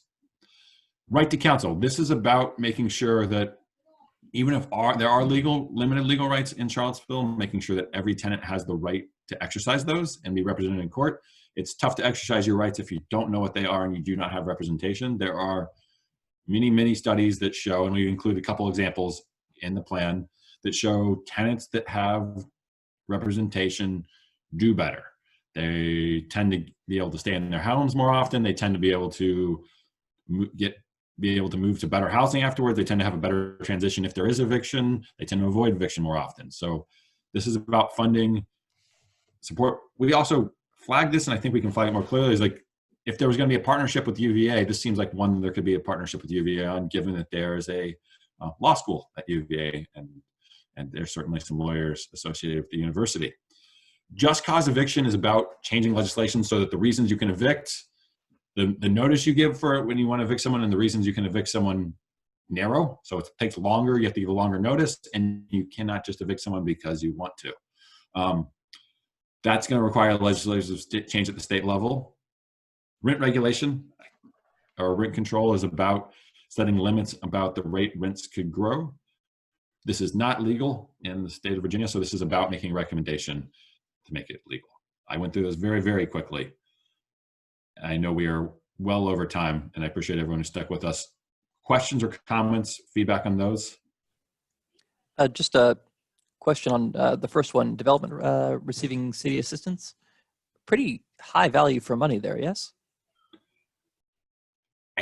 Yes, we think it's worth doing, and generally you want to make sure that there's understanding and good with the developer and the property manager about what this is going to mean, because usually when there's a cost to this, it's because developers are pricing in friction or disagreement, and a well-run program and a well set up where everyone understands and everyone has good intentions, generally that shouldn't happen. So if communication with your development partners will be important on this one to make sure there's shared expectations. If people are opposed to it and pricing at a high level of discount after there's clear communication, then they might not have been good partners to begin with.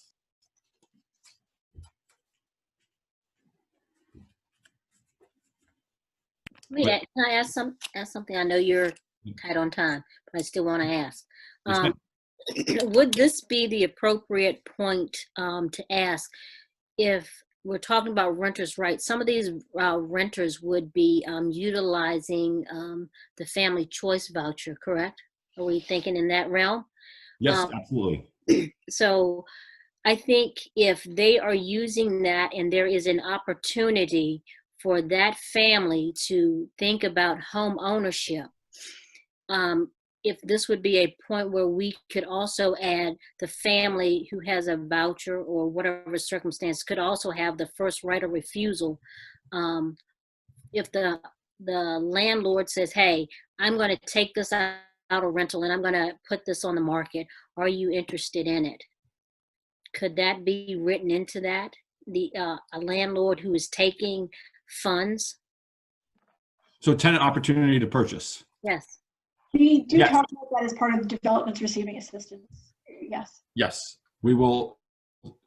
So if you're renting a property and a landlord chooses to sell it, we're recommending that tenants get the first opportunity to purchase that property. Now, the tenants still have to have the legal ability to pay it. That doesn't mean sell at a discount, and we have to make sure you write the rules. Absolutely not. No, they would be selling it at market value. They're already going through a program, and it can be done in the beginning when they're signing the lease. it can be written in and say, hey, you know, I'm on the voucher program. I'm working with the city through their home ownership program, and my voucher through HUD has a program that is already in place. There's nothing new that I need to do. I just need to take some courses. When you decide, if you decide to purchase and I'm still renting, instead of me starting all over, uprooting my family, could I have the first right of refusal when you decide to put it on the market? Yep. So two comments here. I want to make sure I'm giving you accurate feedback. And that situation you just described, we could only push the landlord to do that if the landlord was getting money from the city. So that's the incident where I'm talking about. That's the only incidents that where I'm talking about. Yep. Got it. We didn't see like requiring tenant opportunity to purchase all the time. So that is the law in some places. It's just an option. Yep. It's just not. Yep. So we will include it on the development assistance. Guaranteed, it's just an option. That's it's simply saying, hey, I'm about to sell this property. Would you be interested in, or are you in a position to purchase? Sometimes they are asked to leave and they don't even know that there's an option to purchase. Yeah, I remember talking about that in our breakout group. It was one of the things we really wanted to see. So it's possible under the development assistance, receiving assistance. It's not possible otherwise because it's not legal in Virginia. No, we can make it. So is it included in the ones with the tenants' rights and the development assistance? Or was, because we talked about whether to include that as part of the tenants' rights, you know, or whether it should be its own. And we thought I think I remember saying, you know, we thought it should be its own so it didn't get lost. Because I'm not seeing it like spelled out here. We can make it its own, but it's not legal. So we'd have to make it something you can advocate for. You can't require it. We could be talking about two different things, but I want to remain focused on what I'm talking about. For those individuals who are receiving the funding from the city, the voucher program that already has a system in place for them to transfer that voucher into a home ownership program. That is covered under the first one, and that is listed as one of the requirements, tenant opportunity to purchase. This is also another opportunity, as Lena is talking about as well. But I may misunderstood, but for a property that's not receiving public funding, I was talking about the public funding ones. It is listed out under the public funding recommendation. Yes, ma'am. Okay. And you can always add it as part of your contract in any lease agreement. You can always write it in. You can just educate your tenants if they are at all interested in it. Just present them with the information so they can act on it themselves. Hey, you know what? If you're ever thinking about selling, would it at all be a possibility for me to have the first right of refusal to say, hey, because I'm working on my credit, I'm working through the financial programs, and you know, I never know if you're going to decide to purchase it. Let's educate our tenants so that there's a way up and out of public housing. I would throw in as a point of information, Housing Authority is pursuing, it's going to take some time, but the ability to use vouchers towards mortgage payments and pursuing the creation of a home ownership program through CRHA. So that's kind of a good advocacy that folks can do as those conversations are happening. But yeah, Housing Authority is trying to pursue that, which I think could be a real help to a lot of folks. And that has been flagged for us multiple times, and we should have had it in this draft, but we didn't. But we will have it in the final draft. So we're 20 minutes over. Sarah and I are committed to staying here. But this is really, we've covered all the content. We should go to Sarah, can we go to the slide that just shows them again where they can make feedback? Like this is all recorded and we are capturing the chats. However, we are still just people. So please submit written comments to us in case you think we might have missed anything. We really do read them, and they will all be attached, so you can help hold us responsible to make sure they're in there. We do have two questions from the public Q&A that I think we can answer really quickly, so I'm just going to read and respond. The first is from Kenneth Martin, is there a recommendation to allow for more rooming houses and boarding housing? We have not made a recommendation specifically to that. And the second question is about employer-provided down payment assistance. The question is, does that conflict with equal pay for equal work? The intent there would be that it would work more like a benefit than a salary. As long as it's a benefit that's available to employees under the same conditions, then it's considered, it's a benefit. It's not part of the base salary. So that would be how that would be legal. So we're going to be revising the comments we received here. I think the due date for comments is the 2nd or the 4th? Second. The 4th is for the start of the new year. Got it. So comments to the 2nd, we're going to take those comments, we're going to revise it, then we're going to put the plan out, and then we're going to go back to council with the plan. After we do this, then you all go into the next phase, which is actually completing the comprehensive plan update and then going into a zoning code rewrite, which will get much, much, much more detailed on the land use side. We got the easy part. Code Studio's got to do the heavy lifting. We are just laying out general principles with people so far seem to primarily agree with. We still really want your feedback on that, and we will stay involved in the process so there's continuity. So Code Studio can pull us in anytime they want. Local governments tend to get a hard time, but you should give yours a pat on the back because most local governments are not organized enough to connect their housing plan to their zoning code rewrite. So they tend to be done separately, and it's a terrible way to do it. It's very ineffective. So Charlottesville did something very right here that is rarely done correctly and deserves some acknowledgement for that. Appreciate everyone's time and look forward to appreciate the conversation. Look forward to reading comments as they come in. I actually have a few things to wrap up on before we close off. So I'm going to leave. And can I say one thing? I do have some questions. I didn't want to take everybody's time with it because I'm new to the steering committee, but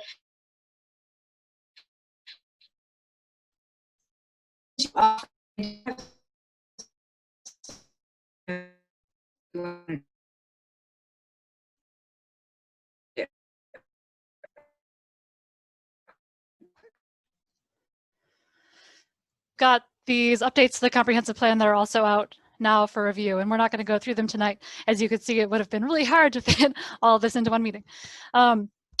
But I want to just go really briefly over what they are. They are all available on the website. I really encourage you to look at all the statements that are out there and provide your feedback.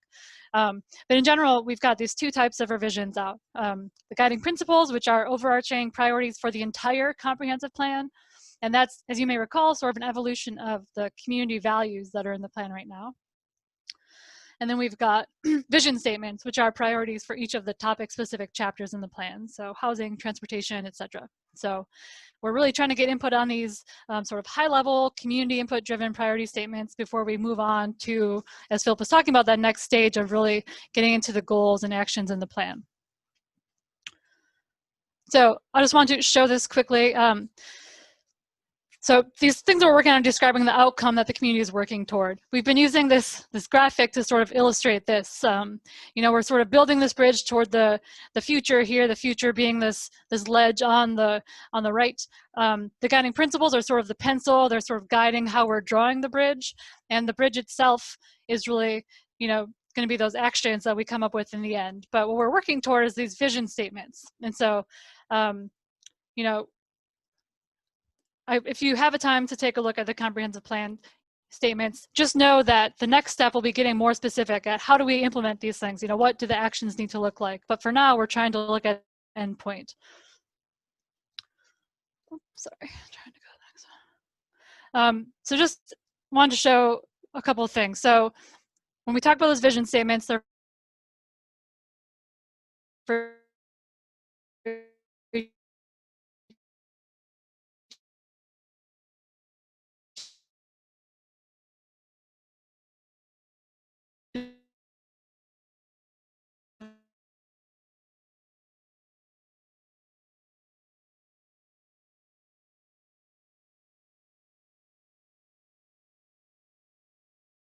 that have been happening in the city major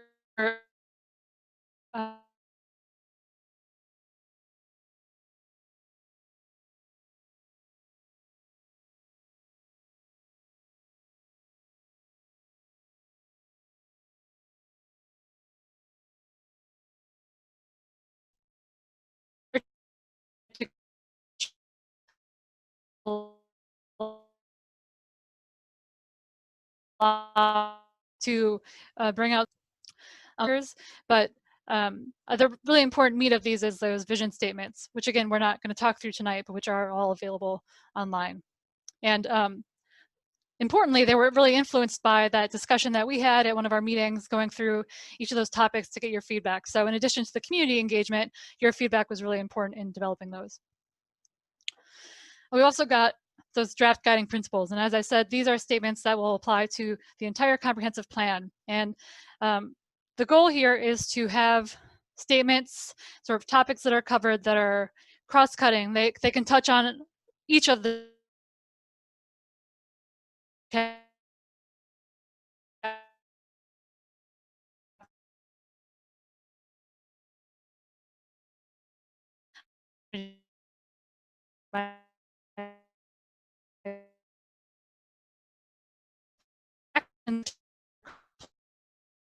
we heard community engagement is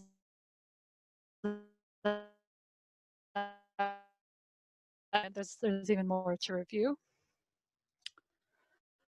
So again, you can find those on the website. I'll also send you all, the steering committee, a link to these after we meet today. Next steps, I won't go into this in detail. There's a schedule on the website. We've updated, you know, we're in this review process now in November, getting comments through the first week of December the 2nd. And then we'll be revising the draft affordable housing plan, as Philip mentioned, and incorporating that into the comprehensive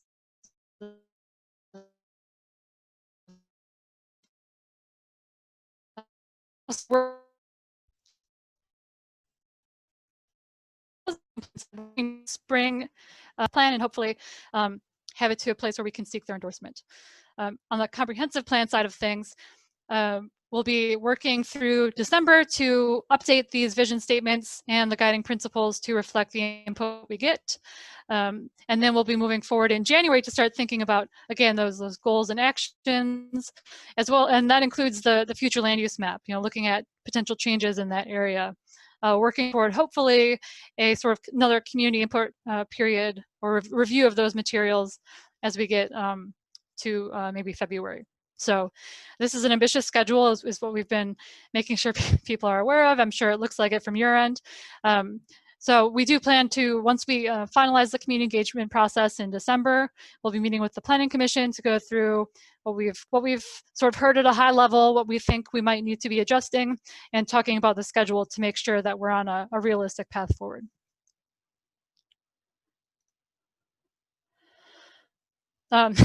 Again, very high level overview.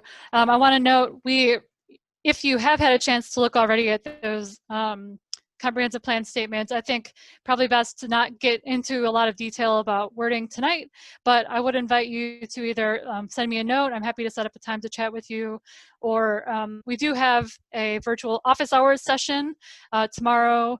There'll be representatives from our team there, and you can just sort of pop into the Zoom meeting and provide your comments or ask questions about anything we discussed tonight. And that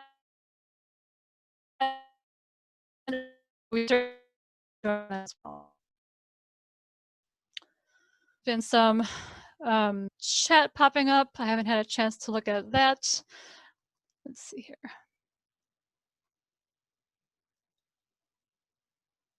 Let's see, Navarre asked if there's any cross-pollination happening between the climate action plan and the comp plan. And Lyle asked if the climate action plan has started. So we have been coordinating with the staff that are working on the climate action plan process since the beginning. So we're going to continue to do that. And we have sort of put in, as you may see in the vision statement, includes sort of meeting those high-level goals that have been set for climate actions, but not anything from the plan because it's not created yet. But we will continue to coordinate with them as we move forward. let's see, I think the other comments in here are just comments. I'm sorry if I'm missing any ones. There's a question in the Q&A about which chapter the food equity work fits into, and that's in the environment, health, and energy chapters where we're including that. And so if you look at the vision statement for the environment, health, and energy chapter, you'll see some of the food equity component pulled into that.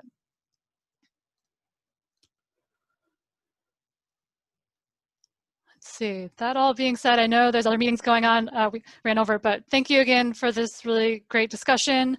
I think there were some other discussions that might be happening, so we won't close off right away, but just thank you everyone, and I'll follow up with you via email.